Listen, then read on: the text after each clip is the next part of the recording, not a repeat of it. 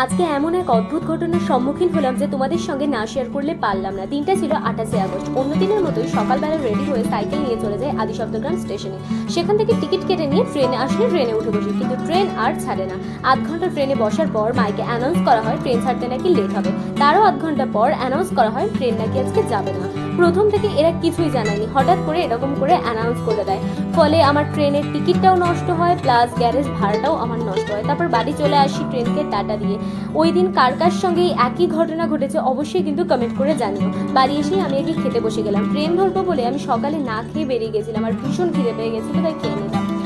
সকালবেলা যাওয়ার আগে বাজার থেকে মাকে চিংড়ি মাছ এনে দিয়েছিলাম। যখন যাওয়া তো হলো না, তখন মা বললো কি চিংড়ি মাছটা হচ্ছে বেছে দিতে।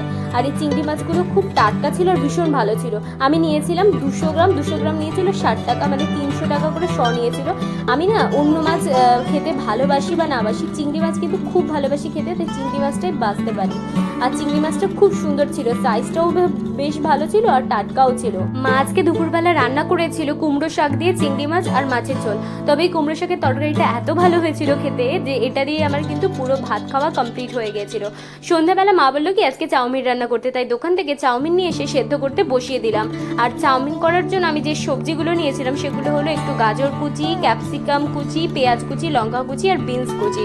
সেগুলোকে আমি আগে থেকে ভালো করে ধুয়ে নিয়েছিলাম আর ডিমটাকেও আলাদা করে ভেজে নিয়েছিলাম। তারপর কড়াতে সব সবজিগুলো দিয়ে নুন দিয়ে ভালো করে ভেজে নিয়েছিলাম। তারপর তাতে চাউমিনটা দিয়ে ভালো করে নাড়াচাড়া করে নিয়ে কিছুক্ষণ পর দিয়ে দিয়েছিলাম ডিমটা।